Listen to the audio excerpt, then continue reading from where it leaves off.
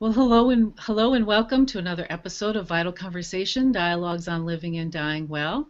I'm your host, as usual, Kim Adams, and it is actually such a pleasure that we are starting the second year. 2015 was fantastic. We had some wonderful guests, and I so appreciate everyone being on live with us and/or listening to the replay. I think we had a great year, and we are absolutely ready to kick off another year. And tonight we are in for a treat. Um, we have the Death Chicks with us, and I'll give a formal introduction in just a moment of who they are. And we'll be having a wonderful engagement tonight. Um, and so I really want to welcome everyone here that's joining us maybe for the first time that I haven't had the pleasure of meeting with or interacting with. So my name is Kim Adams, and I'm an end-of-life guide and educator and speaker and a hospice volunteer. And matter of fact, this afternoon I was speaking at a conference, so pardon if my voice goes out a little bit because my throat's been quite dry. But anyway, we are here and thrilled to just be here with you tonight. So, in addition to our wonderful guests, I want to mention that we have a chat function here on the sidebar. So, that's your way to engage with us, to type in questions and comments. And actually, go ahead right now. And we have a good number of people registered. So, go ahead now and just type in where you're listening from. I know we have people registered from at least 3 countries that I'm aware of. So, go ahead and type in. We'd love to hear where you're listening in from. If for some reason your screen or audio should freeze, then just number one, just refresh your browser. Chances are that will take care of most things. If it still continues, there's a button on the bottom of your screen where you can just click on, or if you're still having problems, I put in the sticky, on the chat, a sticky note that gives you the YouTube link where we are broadcasting live. So you certainly can go there and then come back over here and type in your questions or comments. So, and I see that folks are starting to type in, which is fantastic. So welcome to Elizabeth from Maryland. We're going to get blasted with snow. We were just talking about that before the show started. We have Skip. I think that would be Skip from Philadelphia area. Yeah, he Yes. happens to be one of my fans, my husband. Yes, I was going to say Patty's husband. And we have Mike from San Diego and Jacqueline from Canada. So look at this. Gretchen from Oregon, Rebecca from Montana. We have Judith also from British Columbia, Canada. So welcome. Already 2 countries represented. So this is fantastic. And hopefully you will get lots of information tonight. And again, I just really thank everyone for being present here with us. So I did some housekeeping, and I think we're ready now to move ahead with me reading a proper introduction here for our guest tonight. So we have Patty Burgess and Misty Lynn, who together are known as the Death Chicks. And we'll hear more about the Death Chicks and all about that in a minute, but let me introduce them individually. So Patty Burgess is the president of Possibility. Don't you love that? The president of Possibility for doing death differently and teaching transitions. She's an end-of-life educator and a certified grief recovery specialist. She's the developer of the end-of-life specialist training and certification, and she teaches individuals and organizations how to do death differently by not being overwhelmed or afraid of death, but to seek and experience the joy, passion, and even the exhilaration inherent in the honor of being with the dying. Her video-based online inspiring course is used in hospices, hospitals, home care, colleges, and universities across the country, and is now open to individuals who are drawn to this work. And Patty will be sharing more about how we can be in touch with her and her work, both with doingdeathdifferently.com for individuals and teachingtransitions.com for hospices and colleges and universities. And the other half of the Death Chicks is Misty Lynn, who guides spiritually minded women out of fear and into their place of peace and inner strength. She works with women suffering from loss or experiencing strong emotions. Fear, guilt, shame, and blame are feelings that can easily overwhelm us, disconnecting us from our higher self. So Misty reconnects you with your divine self, the woman that each of us was born to be, the woman that, when noticed and cared for, will step forward and shine. Bittersweet Breakthrough is a unique transformative journey that was she created to help women live up to their potential. And we'll hear more about how to be in touch with Misty as well later. But her website is bittersweetblessings.com. So we are in for a treat because we have two guests tonight. And so welcome, Patty, and welcome, Misty. Hey, Kim. Great to be here. Great to see you, Patty. And Misty, say hello. Thank you, Kim. Hello, everyone. It's a pleasure to be here tonight and to be on the other side of the microphone. Yeah. Yes. And thank you for saying that because it was my honor and privilege to be on the Death Chicks show back in October. Patty and Misty hosted me, so it was my pleasure to be on talking about advanced care planning and now being able to share them with you. So great. So Patty and Misty, Patty, I know you say we didn't just wake up one day and just kind of decide to do death. So let's hear a little bit about each of your stories on how you got into this. Who wants to start? Sure, I'll go. Okay. I'll leap. I'm a Great. leaper. Excellent. So, I do say that a lot because I'm fascinated by how people got to this particular place to work in end-of-life care, to work with people who are very vulnerable, with a population that many people don't really want to. We all know we're going to die, but most people aren't really talking about it. So, and I probably was right there until a really good friend of mine back in around 98 or so, by the name of Rona, got an end-stage diagnosis. I happened to be with her when she got end-stage lung cancer diagnosis, and it was shocking because she was vibrant, she was alive, and I couldn't understand why it was this cancer was in her and not me, especially since she was really like a kind of a fitness babe, and I certainly was more of a couch potato. So none of it made sense. But spending pretty much every day from diagnosis to death with her let me really get introduced to what this means to support someone. I struggled a lot, but I was introduced to hospice at that time, and that's where it all kind of came together, that I was so in awe of this, what I thought was an organization, understand it's really more of a philosophy of care, could take care of her and her families and help us help her. And that's where the journey for me really began, where I found that I was, and I like the term leaning in, I was leaning in more and getting closer to this whole death thing rather than pulling away when everybody else was there supporting but not really as deeply involved.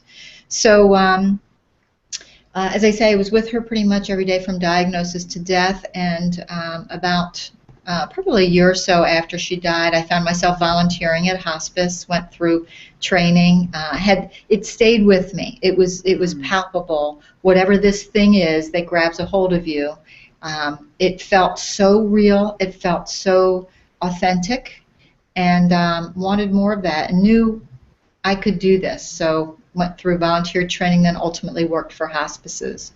And that's how I got started. A dear friend of mine left this earth and changed my life as she was leaving.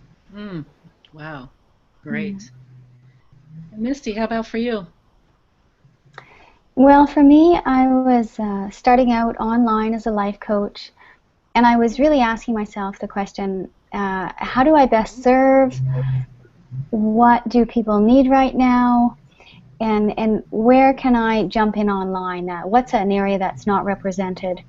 So I'd been asking myself this question for quite a while, and then my mother died, and it was amazing. It was the experience I had of her death was good. It was almost as if if you can imagine the heart and being exposed, and if an angel or a beautiful woman or a sylph or some beautiful creature came down and touched ever so lightly my heart, and it was just this amazing experience, and I didn't know, as a human being, I'd never felt so deeply before, and it was wonderful, and it was bittersweet. There was loss there, but it was amazing. And what really struck me was the huge gap between what I was experiencing and what the people around me were speaking about. So there's many pat sayings. Well, actually, there's not too many. There's "I'm sorry for your loss," or there's "I'm sorry," and you know, it doesn't go too far beyond that. And my eyes were open to the beauty of this human experience that we all go through. In fact, it's really the only thing in life that we're guaranteed will happen. We're born, we live, that's a big question mark, and then we die. And for this one thing that we know is without fail is going to happen, you know, everyone has these blinders up and they want to look the other way and they want to pretend it doesn't happen. So I did one of those Fred Flintstone, you know, those head shakes, and I thought, wow, you know, here we are. It's 2014 is when it was at the time, and I thought it's time we wake up to dying. Now that's taken from a project. I think it's Nina Yes, Thompson. Nina Patty's Thompson, better at yeah. names with me. We interviewed here, but yeah, for me that this needs to be addressed, and it's a big job. And I started looking around for people to help me, and then I found Patty, and we shared the same vision, and we both saw the beauty in it, and we both the laughter. We'd get together and we'd talk on the phone.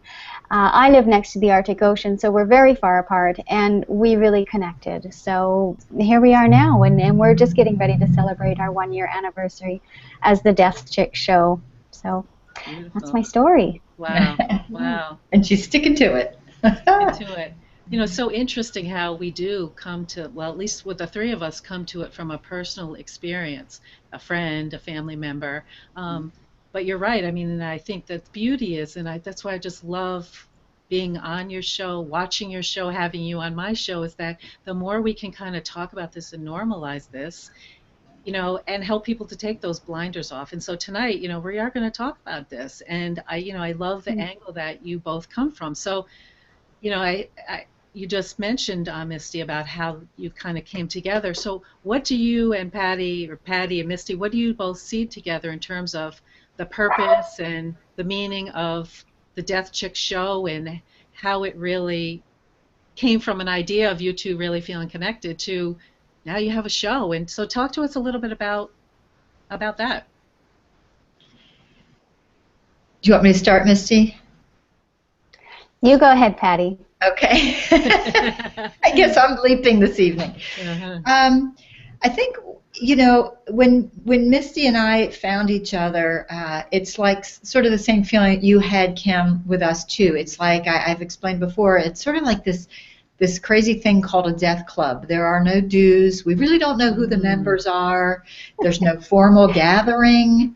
It's just sort of when you meet somebody, you glom onto them like, ooh, you get it too, right? And so when that happened, you know, you're kind of looking at each other like, are we on the same page? And Misty and I, we found we could laugh about this, and we really loved laughing about death. And as irreverent as that sounds, that's one of our big connections. And you know, that we both saw this beauty and this joy and this awe, and that maybe if we could just sort of open it up to the world, maybe talk about it a little bit, that other people would see that and get into this club with us. And it's sort of starting to happen. And I don't even know if it's explainable as to what this feels like. But Misty, I think you touched on it. It's this incredible beauty, and it's like that juxtaposition of the beauty and the raw and the sadness. It's all this emotional bandwidth that's opened up where most of us live in a very narrow space. That's why I love death so much, because you can just be who you are. Sad, happy, cry, hug, love, whatever it is, it's all out there. I think that was sort of my connection with Misty, and she was, it seemed to be reciprocated. Yeah, I guess for me, that death is the kind of a big leveler. So when I speak to people and they've had experienced a loss, it's like they were living in a 3D world, and it flattens, and all of a sudden, what's really important in life is right in your face, and all those things the monkey mind was worrying about are gone. To get back to your question, I think I'm veering off a bit. The death checks are about, Patty touched on it, bringing that awareness that death is okay. We can talk about it, and as soon as we look at it, it has this amazing capacity to open up our lives to live more fully. Because if you think about it, if you don't face it, and if you live your life without really looking at it, you're going to get older, and you're going to get older, and you're going to get older, and then maybe you'll get sick, or you'll get some health problem, and then it's kind of there looming, you know it's coming, but you're afraid of it, so your body's restricting, and it's when we hold things in and don't allow them to flow through us and release them that we can create more physical illness. So the idea with the death chicks is that by putting it on the table in a fun way, not, you know, we don't want to have a dinner party that's a downer. We want to have a dinner party and talk about something that's considered a downer in a light way, so that people will see it's not scary, so that people will come to our table and they'll open their eyes a little bit brighter and talk about it. And then, as a result, they'll be able to live their lives more fully. So even though we're the death chicks, we're really about life. We're about people waking up and living fully. And as soon as you have the courage to, it's almost like an invisible veil. Once you've faced death and are like, yeah, I'm okay with that. I'm going to die, and that's all right. All is well with the world. I've forgiven the people I need to forgive. I've forgiven myself. That's puts you in a really good position to live.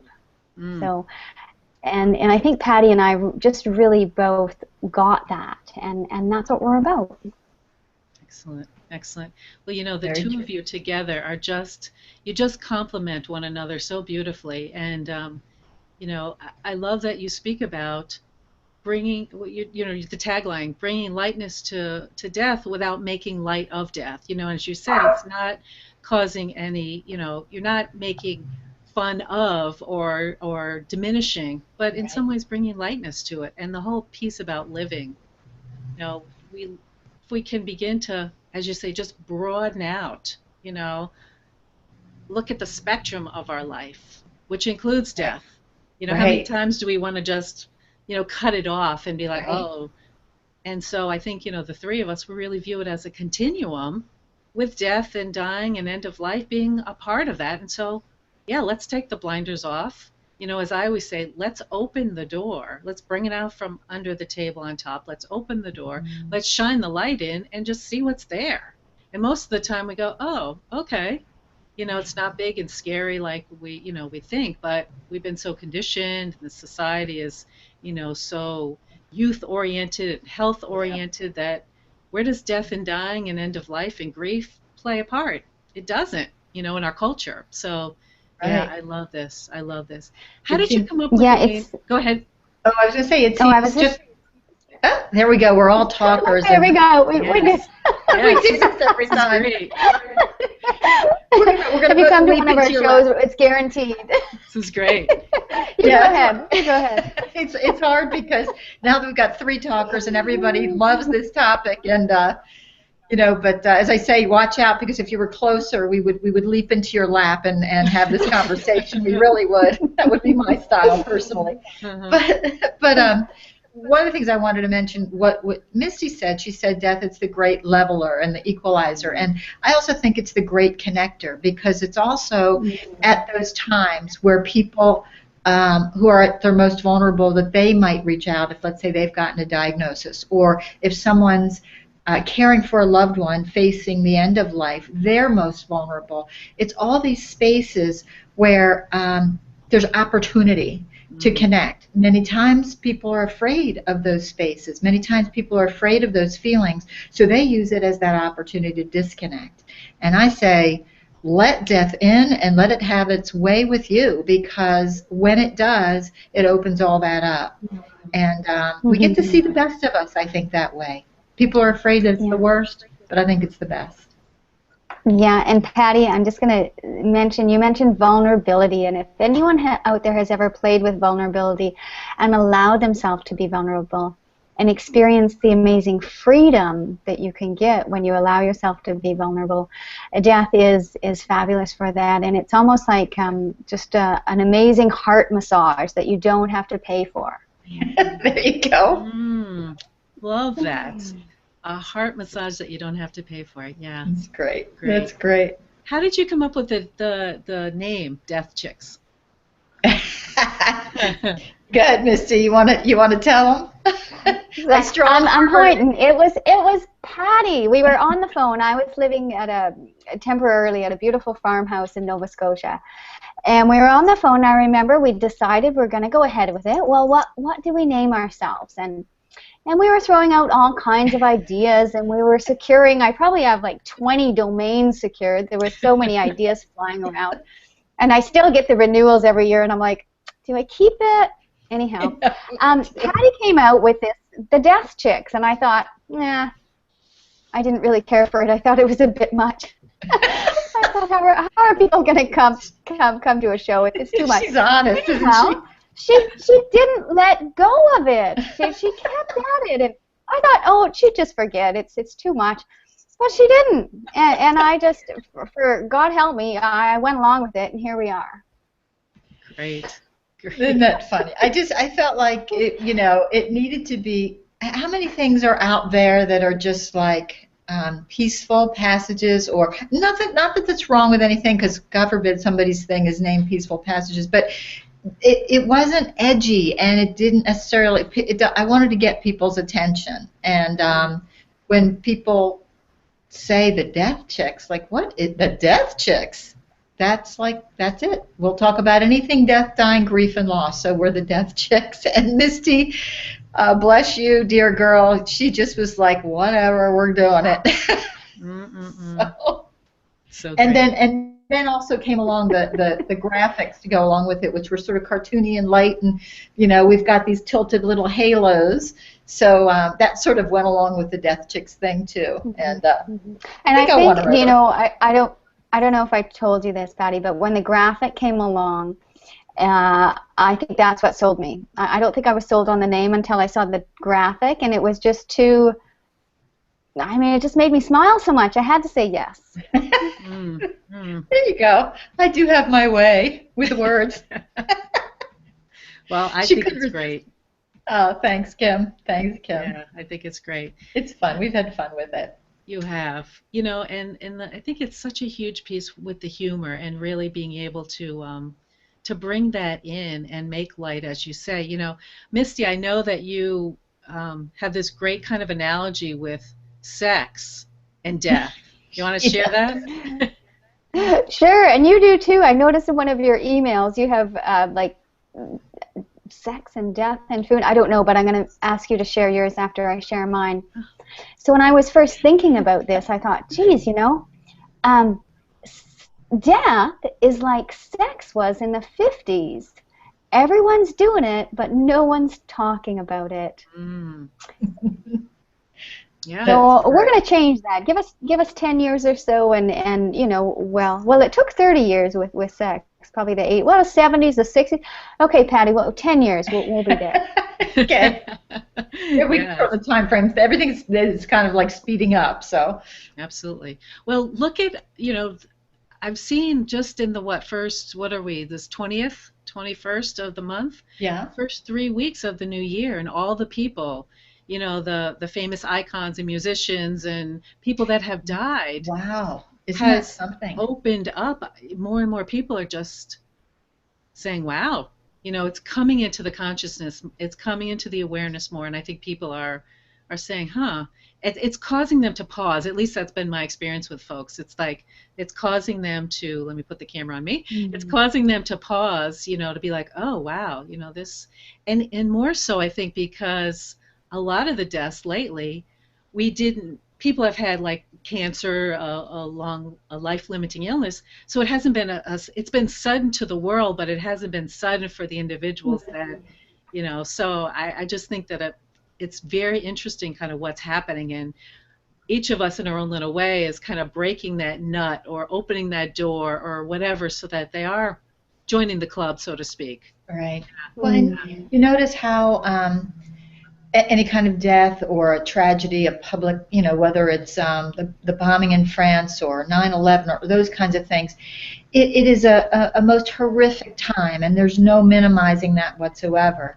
But what comes out of that is, I mean, people at the end of 9/11, not the end, but during that for the intense first couple of weeks, would talk about compassion fatigue, that they were giving so much of their emotions and their thoughts and their prayers that it was almost fatiguing. I think it's partly because we're not in practice. It wouldn't be fatiguing if perhaps we were in a little bit more practice, and it wouldn't be any less dire or tragic, but I think we would incorporate it a little bit more easily if we practiced a little more. So I love that these things happen because they're going to happen anyway, but we get to see the way we're all connected now with technology. I think we get to see a little bit more of what everybody's experiencing and feeling and their vulnerabilities that come out. So we're practicing.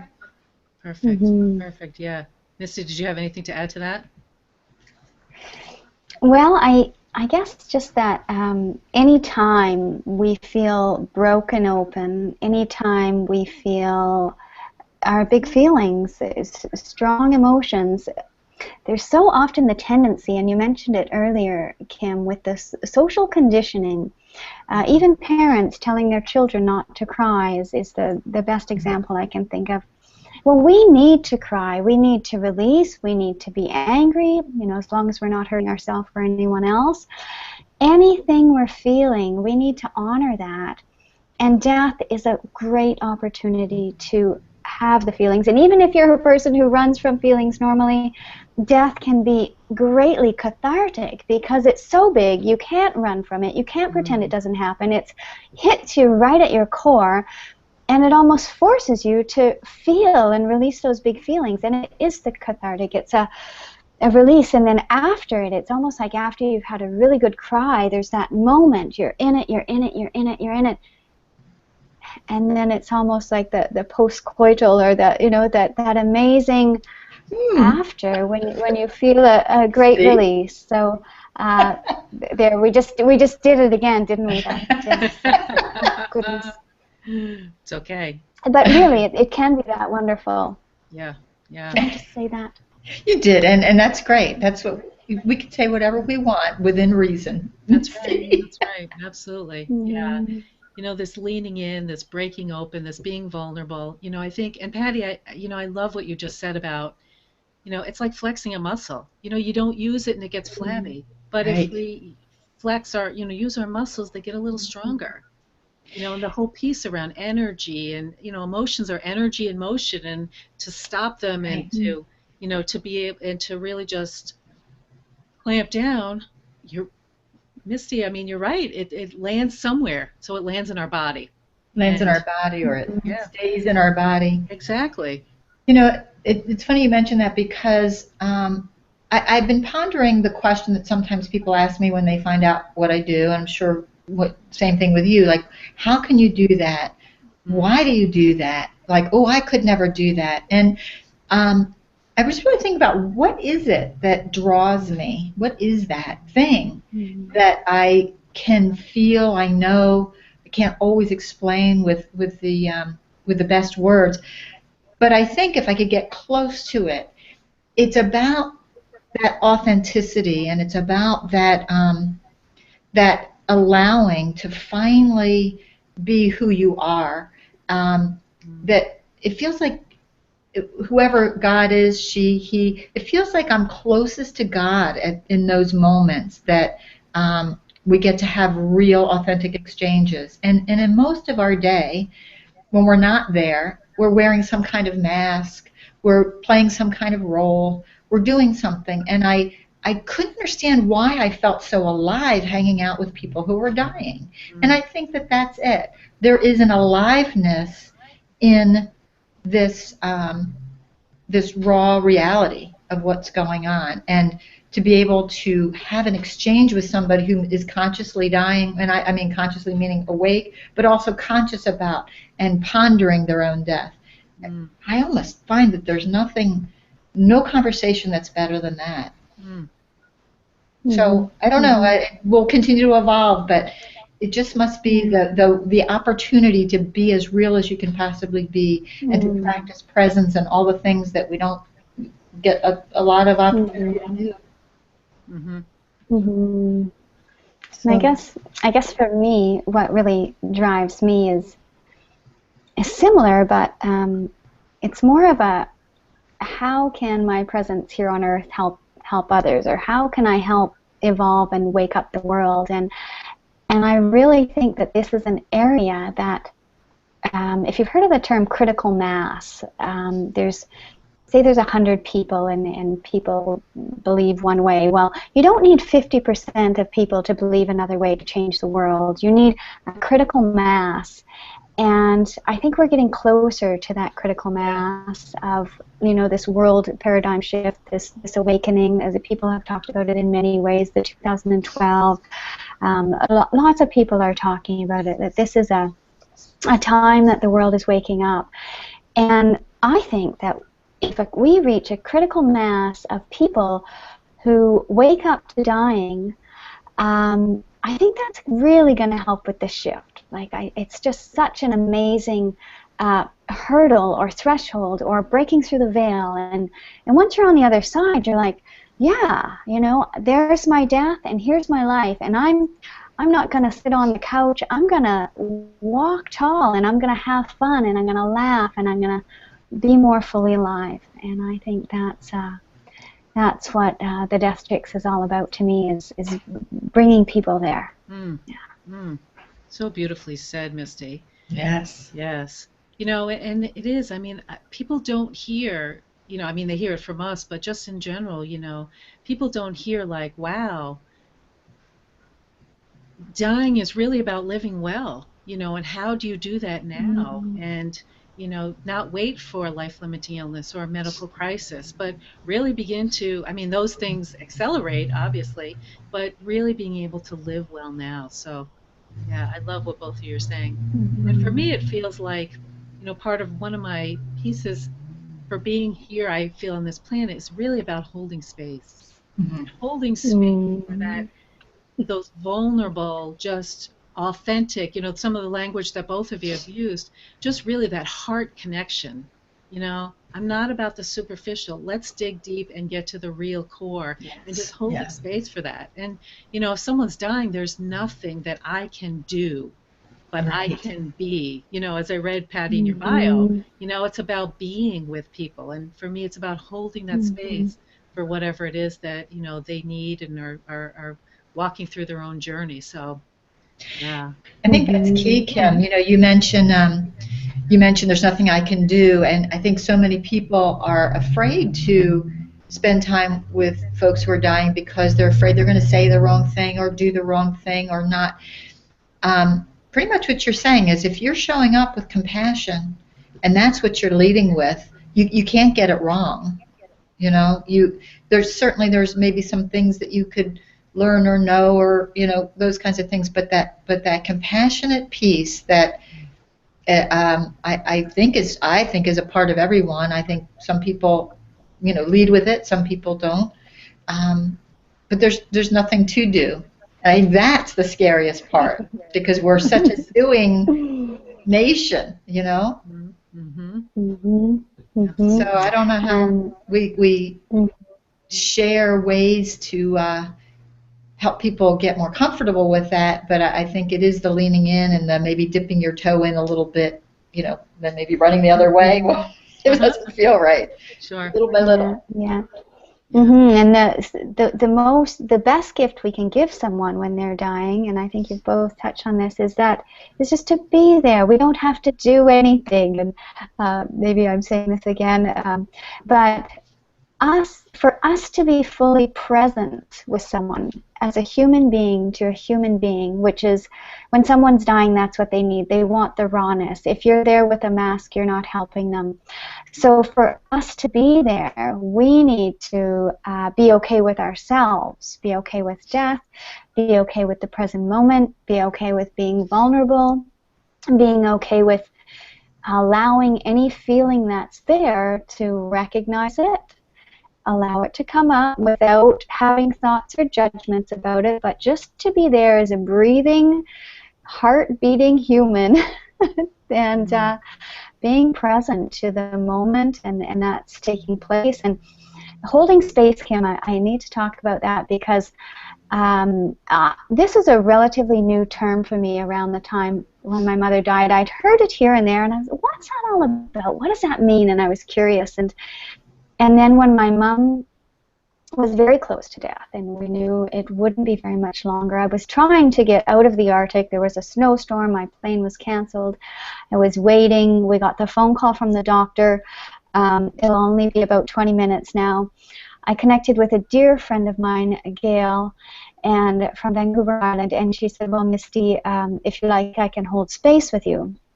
And Gail has some healing capabilities that I don't really understand, but I said, sure, that would be great. So over Skype, we held space, and it was the most amazing, one of the most amazing spaces and times I've ever been in was simply to be there, to be aware of my mom in her space, that space in between that Patty and I have talked about a lot, that magical place, that magical space, that magical feeling that happens when you're with someone as they're passing.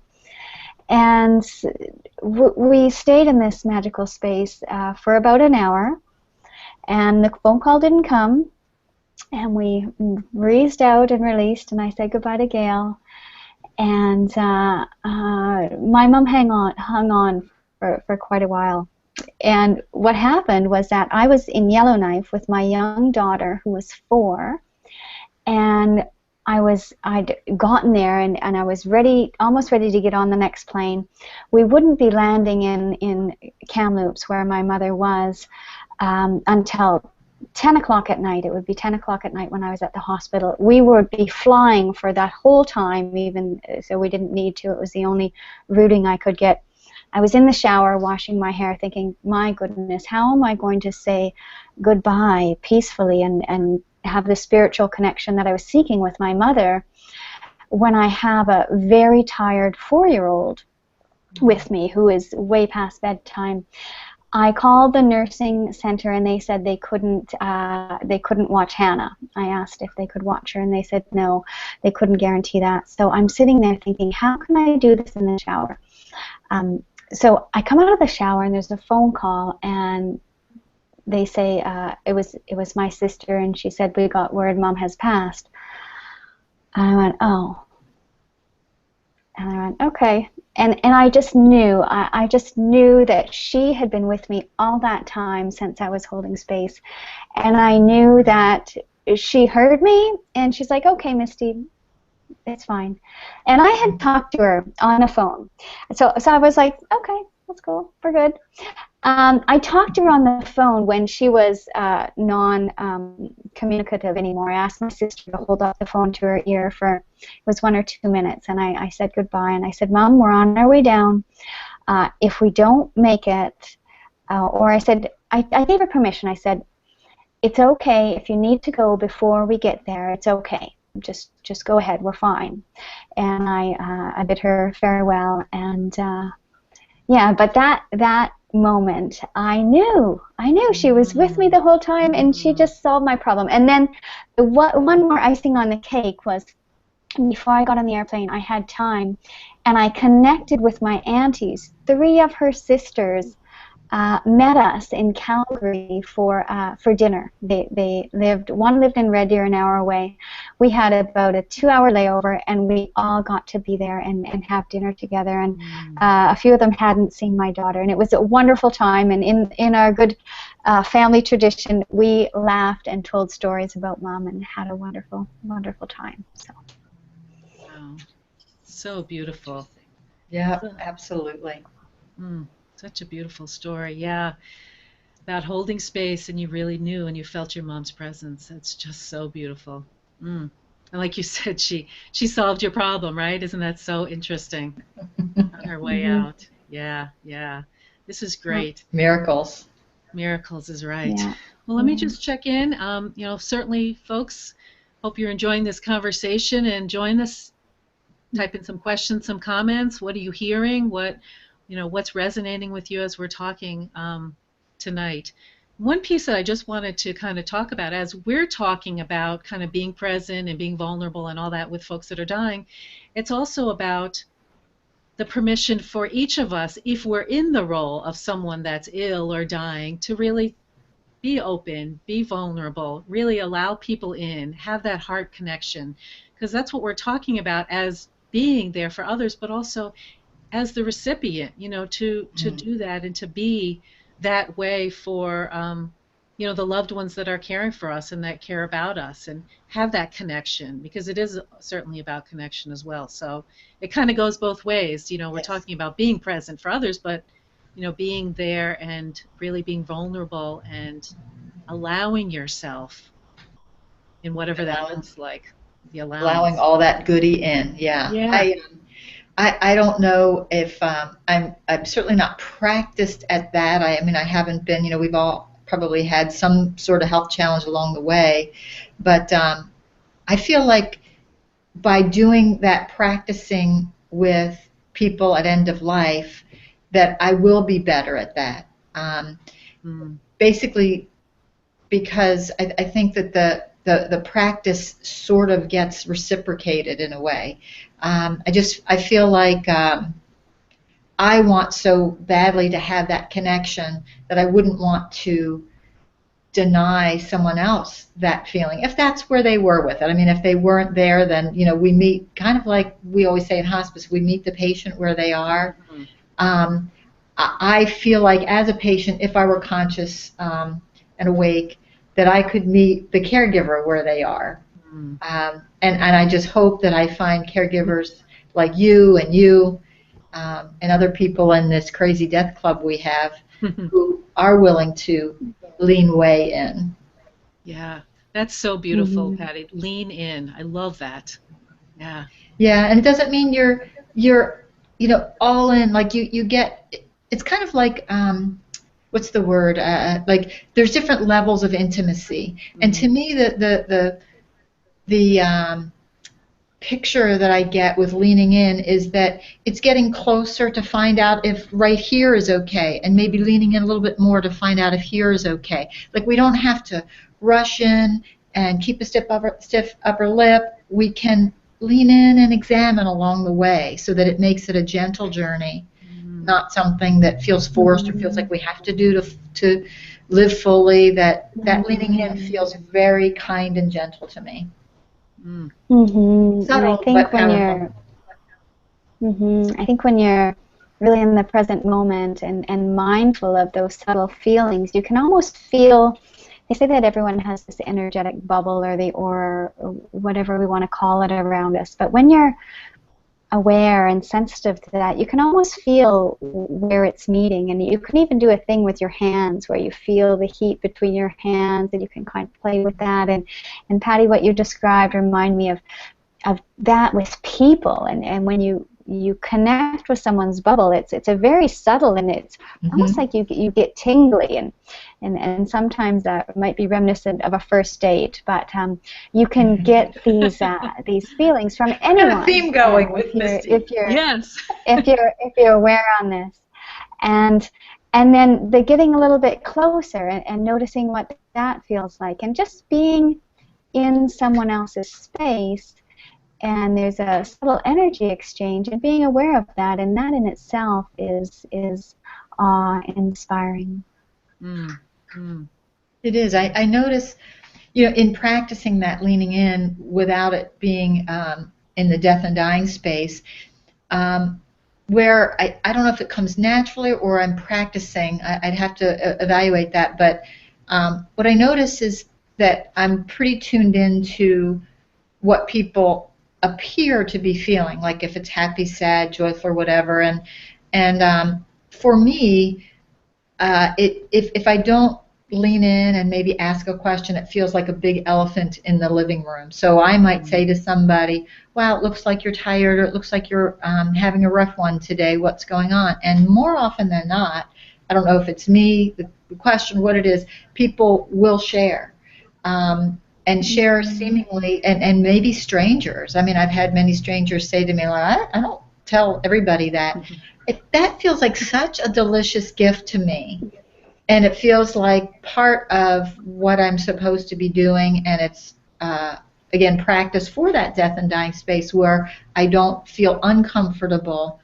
I feel more uncomfortable when we've got the roles on, the masks and everything. So sometimes I see how that connects, and it's just something that I think people can, if it hits them, ask. Don't cover it over. Like if it hits them, wow, this person, look, maybe we can express that and begin to move up this experience of death and dying and connection back into life. See if we can do it with our primary relationships and with our little ripple effect that we have out there in the world. That's what I was thinking about as you said that, Patty, was kind of the ripple effect. We're beginning to be role models, and then others will see it, and there's the permission, which I see Rebecca in the chat had said she really appreciates the lightness along with vulnerability, such permission. So it is about giving people permission. Yeah, great. Yeah, I think, and sometimes by asking them a question, they always have the right to say, no, I'm fine, which is, we know what fine is. Fine, the acronym for fine. Yes. I won't go through that. But, usually that's the question. That's the that's the answer. And it's so rote. It's so rote in our world. And then on the other side, people who do want to share feel uncomfortable because they don't want to burden.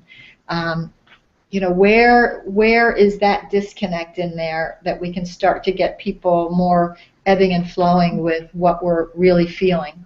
And hopefully, I know I get a lot of that in depth, which is why I like it, but trying to back it up into life. Yeah. Yes. Yeah. And such a great way to begin practicing and getting ready for death is just to start with the everyday relationship. And it often does mean stepping over that invisible line of I'm a little bit uncomfortable, but when we recognize something with our intuitive body or whatever you may call it, and go there and reach out and ask the questions and be present for the answers, it's quite wonderful, the results. Absolutely.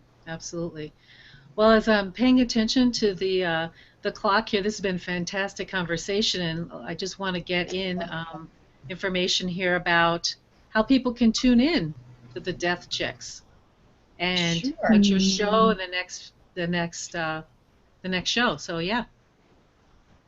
Go ahead, Misty. Why don't you share? You're more the techie gal. I sit at her feet with technology. I know none of this stuff.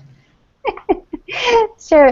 Well, we are, Patty and I, woohoo, I feel like doing a little happy dance. We are celebrating our first year anniversary. We had our first show, it was the last week in January 2015, and we're gearing up for the 27th, or is it 26th? It's Wednesday. Our show is pretty much most Wednesdays, 3 p.m. Eastern. If you Google the Death Chicks, you're going to find us somewhere. You can connect to us however you want. Facebook, we're on Twitter. We're not on LinkedIn, but we're on YouTube. Yeah, you can subscribe to our YouTube channel. And our forum, we use Google Hangouts, so Google Plus works, and you'll find us. There's not too many Death Chicks out there, so Google us and you'll find us. And please, if you like what you've seen, please subscribe or like or all those things you can do, because we're really trying to grow our following and to get the word out. And this year we're hoping to really expand our audience and maybe break into the overseas market. Break in, I feel like stealth walkers. We're breaking in. Death is coming. No, it's not like that at all. Death is coming. Let's see what else. We're working on a hospice series that I'm really excited about, and we're getting ready. We're going to launch our first official product. It's going to be a really affordable price, and it's for all people who are wondering what the heck is hospice. And what we've done is interviewed every member of the hospice team, and Patty's packaging it up and doing all the wonderful video editing that she's capable of, and it's going to be a nice little insider's look for anyone interested in hospice. So keep your eyes open for that. I'll pass it over to you, Patty, if you want to share a little bit about doing death differently. And like, we each have our own things that we do outside the Death Chicks that are wonderful. Sure, I think what you do is wonderful. And as far as, Misty talked about this series that we've done and we're packaging up. As you know, working as a volunteer in hospice, Kim, that many people get to hospice within the last couple days, maybe weeks of their life. And many people who have experienced hospice have said time and time again, gosh, if I had only known that it was this wonderful, I wouldn't have waited so long. So many people have also called it the H word, meaning that I don't want to go there on the H word because that means I'm giving up and dying, and that's it. Well, hospice is about hope. It may be changing the focus of hope, but it's about giving that hope to the very last breath. So we wanted to get together. Most people, when they choose hospice, don't even know who it is that's taking care of them or what the concept is. So that's what this little package is going to be. We're very excited about it. As far as me personally, I have doingdeathdifferently.com for individuals who are interested in being with the dying. I'm going to be launching shortly an end-of-life guide doula type program where people can, kind of a coaching program, and that would be on doingdeathdifferently.com, plus just all of the conversation and connection that we try to have on that site. And then teachingtransitions.com is for hospices and colleges and universities, where I have my training there. So if there's any organizations, hospitals, home care, anybody in the healthcare industry, love to talk with you about offering that training. So super. Thank you. That's what we got going. And excellent. And Misty. Yeah, and with personally, what I do is with bittersweetblessing.com. You can find me there, and I'm getting ready to relaunch my Bittersweet Breakthrough program. It's really a deep dive. So if you have resonated with what I've said about opening up, connecting with your feelings, being fine with all that comes, that's really what that program's about. There is a little mini course, overcomingfear.com. You can get a little snippet of that, and that is a little exercise on how to face your fears. And I also have an ebook out there that's on this theme, and that's whattodoandsay.com. You can pick up a little ebook on how to be with someone who is dying from a heart-centered space. Thank you. Wow. We are all things death, Kim. You can get it right here and right with you. Absolutely, absolutely. So, you've heard it, everyone who is listening live and is also going to be watching the replay, that, check out the Death Chicks show. They bring on all kinds of guests. I mean, they had that hospice series that they just had. I listened into that. It was fantastic, just bringing on a different member of the team, of the hospice team. And they've had all kinds of various speakers similar to, some of the things I'm doing. And so, it was so wonderful just to connect and share and support. So it's great. And then individually, check in with them if what you've heard tonight resonates. Check in with both Patty and or Misty. And, I can't speak highly enough. They are the real deal, folks. And, hopefully you've seen them, their personalities and their work and their heart, which that's what I'm all about, as my listeners know about. Heart is huge, and dropping the mask and compassion. So really, tap into this. So as we're approaching the top of the hour, Patty, Misty, any final words you want to leave our listeners with tonight? I'm going to jump this time, Patty. Yes, I'll let you take us out. You go, girl. I was just thinking of what we have coming up in this year for the Death Chicks, and it's kind of new. We used to do, and not that we're going to stop doing this, but a one-on-one interview. And for the month of February, and for our anniversary show coming up on Wednesday, we're going to have a panelist. So we're going to have people who we've interviewed in the past. We're going to have all kinds of great experts talking about the big death questions. What is death? Why do we fear death? What are some other ones, Patty? I came up with them, but the big death questions, we're going to be asking them. People like Kim are going to be answering, and it's going to be a great conversation. Following that, we're going to be doing a series on the afterlife, and we're really excited about that. So that's what's up and coming for us. Thanks for that opportunity, Kim. It's been absolutely wonderful. Great. Thank you. Well, thank you for including that extra piece. That's excellent. And how about you, Patty? Well, Kim, I wanted to thank you for the work you do, because I don't think it can be overstated how important it is to bring people not only looking at the end of life, but planning, connecting, understanding, all the kinds of things that you help guide people through. It's just wonderful, wonderful work, and that's why you're in our death club. So thank you. You're so welcome, and you don't have to pay any dues. It's kind of free. That's nice.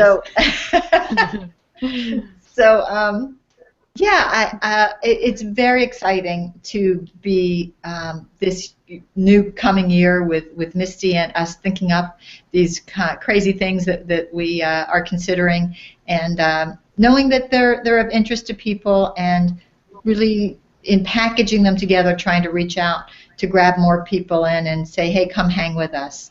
And that's really what we do. We want to kind of hang with people and get real, get connected, and just hold hands and sway, something like that. Nice. And just our new tagline is tune in, be informed, and die well. And I have to say that the tune in part isn't just tune into our show, but it's tune into yourself. It's everything we've been talking about today. When you're connected with your heart and your soul, you're really tuned into something much greater, and death doesn't hurt when you're in that space. Beautifully there you said. go. Beautifully said. Wow. Well, just checking the chat, thank you, Jacqueline. Some of your comments here about palliative care and hospice care desperately needed. We get that. Tap into what Patty and Misty have put together with the hospice gift, the hospice program that they have. Hospice and palliative care beds are available, or not. Yeah, I can read tonight. There are not enough available. Yes, we run into that sometimes. Right. Absolutely. Thank you for your wonderful comment about being a resource. Yes, this is what we're all trying to do, is just be a resource and just open the conversation, bring lightness, bring humor, and both to death and dying and how it impacts living. So I appreciate that. So as we come to the top of the hour, let me just thank you again, Patty and Misty. This has just been wonderful to have you both here, and hopefully a lot of the listeners will come on over to the Death Chick show and also tap into each of you individually as well. So beautiful. We love that. Thank you. You're very welcome. Thank you. Thank you, Kim. You're welcome. So as we wrap up, let me just share kind of what's happening. So next month, February, it's going to be a little bit of a busy month, or I should say a busy week. February 18th is my next webinar, which is a Thursday evening again at 8 p.m. With a representative from Massachusetts from the Compassion and Choices, discussing the services that they provide and the legislation around the aid in dying. So, again, I've said right from the beginning, a year ago, January, this is about providing choices for people, and some will resonate with some people and some will not. So this may be an interesting topic, so if it catches your attention, Marie is she's the Massachusetts Managing Director, so she'll be talking about their services, and also I think in the Massachusetts legislature it's coming up for a vote, or it's coming up for something around aid in dying, so that would be interesting to hear. So that will be Thursday, the 18th of February. On Wednesday, for those of you on Twitter, I started to do some blabs with, which are kind of a live stream on Twitter, with a friend of mine who many of you are familiar with. He's been on with me before, Michael Bloom. He's a caregiver coach. And we will be having our guest, Dr. Karen Wyatt. she's the hospice physician that I know both Patty and Misty had her on their show, Mm-hmm. and she kicked off my series last year, so it'll be great to talk with her. And again, conversational style, so if you're on Twitter, the link will go out for that. And then, so that's Wednesday. So then on Tuesday of that week, I'll be a guest on a show called Together in This with a colleague. Mm. His name is Michael Good. And actually, Mike was on tonight here, so it's great to see him in the chat. Mm. He provides information and resources for caregivers who are caring for people with Alzheimer's. So I'll be talking about grief and loss on his show. So that's the 16th, 17th, and 18th. There'll be opportunities to kind of tap in. So everyone will be getting that information in my newsletter. So hopefully you'll tune in if it's of interest to you, and certainly send me an email. I'm here available to support folks. I am transitioning over a little bit to a new domain name and a new email. Kim at Your Grief and Loss Coach will certainly still work, but even you can see on my lower third here under my name, it's www.yourendoflifeguide.com is what I'm transitioning to reflect a little bit more of what I do. So Kim at Your End of Life Guide is a new email. Again, Your Grief and Loss will still get you there. They're all being funneled with the beauty of technology, all in the same place, but ultimately I'll be phasing out Your Grief and Loss, but for now both will work. So that's kind of what's happening on my end. So again, thank you so much for joining in. Thank you for helping to kick off 2016 with the Death Chicks, Patty and Misty, and look forward to seeing you next month. All right, everyone, take good care. Bye-bye.